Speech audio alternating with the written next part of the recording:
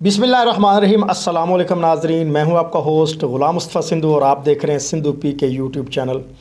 नाजरीन, आज मेरे साथ मौजूद हैं जनाब तनवीर गौरी साहब और बहुत अच्छे इंसान हैं। आज मैं इनके पास आया हूं, इस वक्त हम खाने वाले में मौजूद हैं। आज हम जिस टॉपिक पे बात कर रहे हैं, क्योंकि मेरा भी तल्लक कचहरी से है और इनका भी तल्लक कचहरी से है।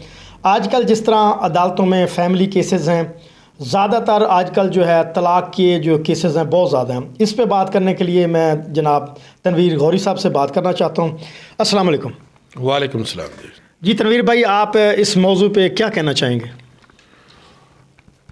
ग़ुलाम मुस्तफ़ा सिंधु साहब, असल बात भला क्या है, जिस सोसाइटी जिस माशरे में हम लोग रह रहे हैं ना, आजकल आपने देखा होगा कि बच्चियों के अंदर तलाक़ की शरह बहुत ज़्यादा है। जी 2017 का एक सर्वे रिपोर्ट सिर्फ लाहौर की निकाली गई कि एक साल के अंदर तकरीबन जो है ना 17,000 तलाक़ें हुई। उसकी वजूहात क्या होती है? तलाक़ की शरह किन बच्चियों में ज़्यादा होती है? उनमें होती है जो घर से भाग कर शादी करती हैं। जी।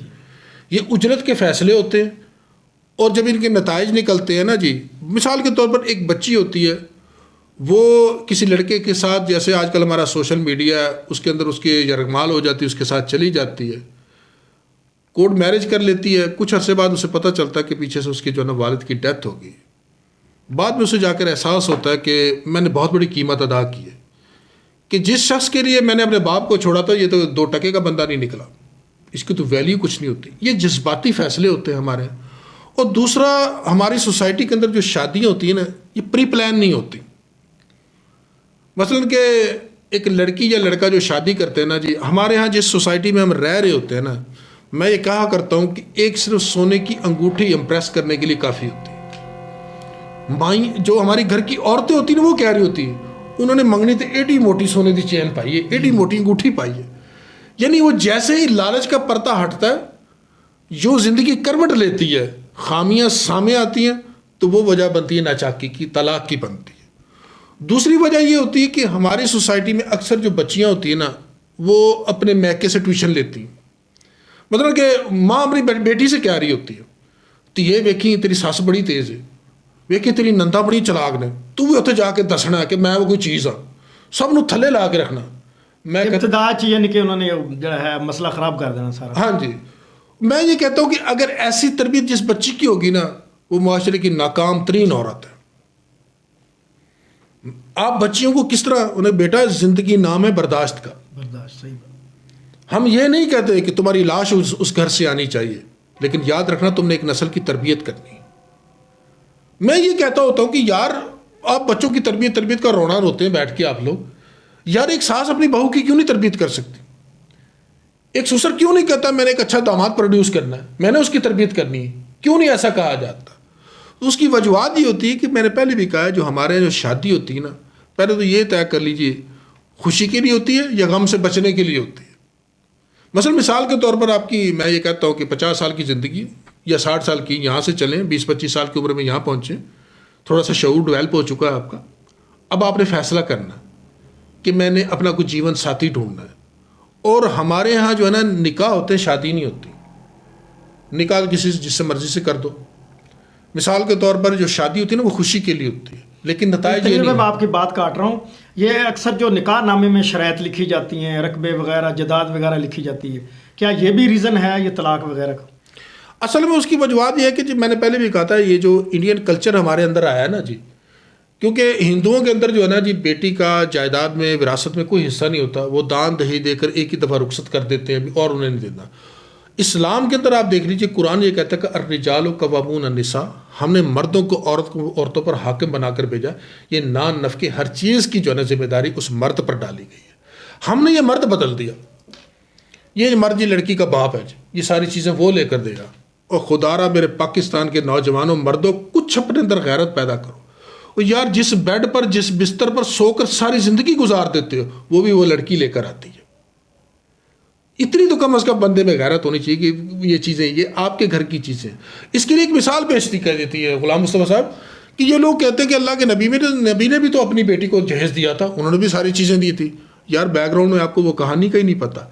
जब निकाह होने लगा था तो मेरे प्यारे प्यारे आका अलैहिस्सलातु वस्सलाम ने हज़रत अली करमुल्लाह वजह से पूछा کہ علی آپ کے پاس مہر میں دینے کے لیے کیا ہے؟ انہوں نے کہا یا رسول اللہ میرے پاس تو کچھ بھی نہیں ہے اس زرہ کے علاوہ. وہ زرہ اللہ کے نبی نے حضرت عثمان غنی کو 3 درہم میں فروخت کی تھی. اس مہر کی رقم کا سارا سامان اللہ کے نبی لے کر آئے تھے جو اپنی بیٹی کو دیا تھا. آج آپ کو جہیز کی تو بڑی پڑی ہوتی ہے, مہر کبھی کتنا کا ادا کرتے ہیں؟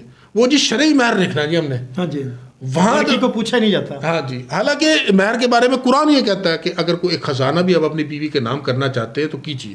اور دوسرا ایک غلط رسم جو ہے نا جی, خدا را اس میں بھی جرت پیدا کرنی ہے آپ لوگوں نے, اسے ختم کرنا ہے. اسلام کے اندر برات کا کانسیپٹ نہیں ہے. اس کو میں آپ کی مثال دیتا ہوں کہ عیسائیوں نے جو ہے نا جی اپنا چرچ نہیں چھوڑا, وہ آج بھی اپنی شادیاں چرچ میں کرتے ہیں. ہم اپنے نکاح مسجدوں میں کیوں نہیں کرتے بھائی؟ اگر مسجد میں نکاح ہوگا برات کا تصور ہی ختم ہو جائے گا. چند لوگ آئیں گے جو دلہن کو لے کر چلے جائیں گے. اور دوسرا یہ ہے کہ آپ نے اکثر شادیوں میں ایک چیز دیکھی ہوگی, آپ نے بھی کافی شادیاں اٹینڈ کی ہوں گی, جی بالکل, کہ جب نکاح ہوتا ہے تو چھوارے کون کھلاتا ہے؟ نائی کو کہتے ہیں جی تقسیم لے کر کون آتا ہے؟ وہ بھی دلہے والے لے کے آتے ہیں. دلہے والے. اب لڑکے کا باپ لڑکی والوں کو چھوارے کھلا کر ان سے مرغے مسلم کھا رہا ہوتا ہے, طرح طرح کے کھانے کھا رہا ہوتا ہے. اور یار جو بیٹی کا باپ آپ کو مرغے اور طرح طرح کے کھانے کھلا سکتا ہے, کیا چھوارے نہیں کھلا سکتا آپ کو؟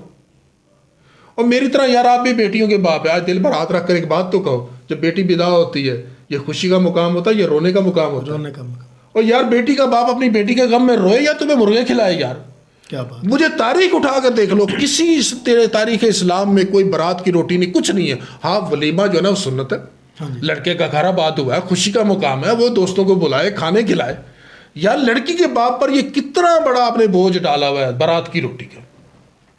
تو یہ اس غلط رسم کو بھی ختم کرنے میں کم از کم آپ لوگ آواز اٹھائیے, میری آواز سے آواز تو بن جائیے یار. اور قطع کلام میں آپ تنویر بھائی, یہ جو ولیمہ ہے نا وہ بھی کہتے ہیں کہ جو غریب لوگوں کو کھلانا چاہیے.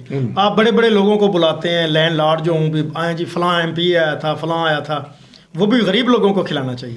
وہی بات انہیں, وہ جو کلچر ہمارا انڈین کلچر ہمارے اندر موجود ہے. دیکھ لیجئے, اگر آپ نے ساس بہو کی بھی لڑائی دیکھنی ہو تو آپ دیکھ لیجئے. مثال کے طور پر اگر کسی سے آپ سوال بھی کریں گے نا کہ یار ساس بہو کی لڑائی ہوتی ہے, لوگ کہتے ہیں یار یہ تو ہونا ہی ہے, جی جی, گھر پہ پانڈے کھڑک بندے نے. یار ایک مرض کی نشاندہی ہوگی, اب اس کی صلاح کرو.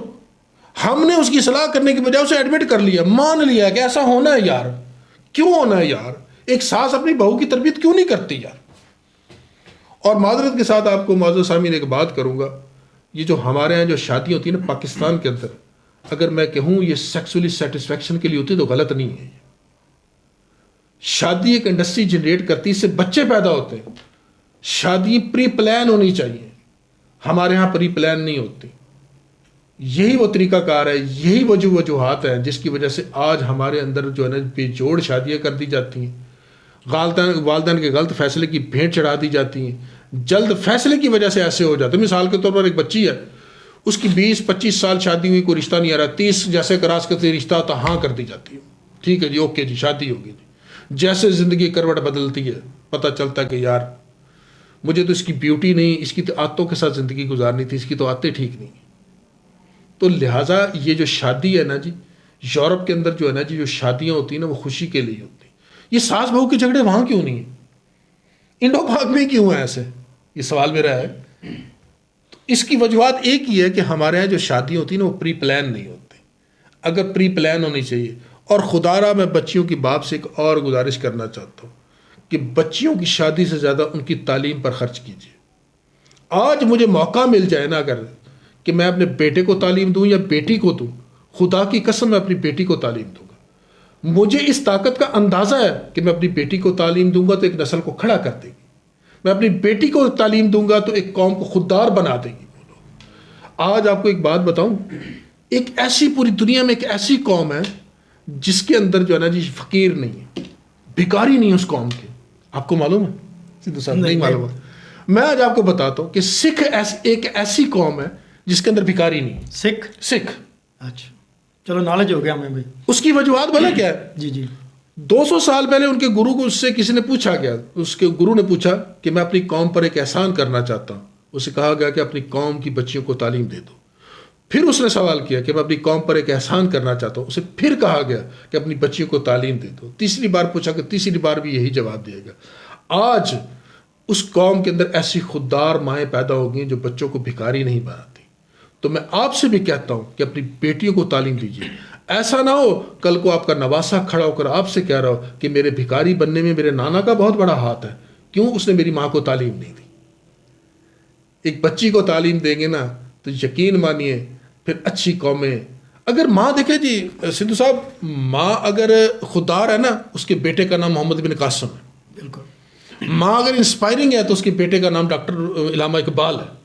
ماں اگر خوددار ہے تو اس کے بیٹے کا نام محمد علی جناح ہے. اچھی مائیں ہوں گی, اچھے لیڈر پروڈیوس کریں گی یار. تو اس بات کو جو نا آپ ضرور فالو کیجیے گا. اچھا تنویر بھائی, آپ اینڈ پہ یہ بتا دیں, یہ جو سوشل میڈیا ہے یا موبائل وغیرہ نیٹ وغیرہ جو یوز ہوتا ہے, اس پہ لڑکیوں پہ کتنا کا اثر ہے اس کا؟ ایک چھوٹی سی مثال آپ کو دیتا ہوں. کوئی بھی آپ ویڈیو دیکھتے مثال کے طور پر کوئی ٹریجڈی والی, آپ کی آنکھوں میں سے آنسو آ جاتے ہیں. کوئی اور ویڈیو دیکھتے ہیں تو آپ کے جذبات بھڑک جاتے ہیں جسم کے بھی.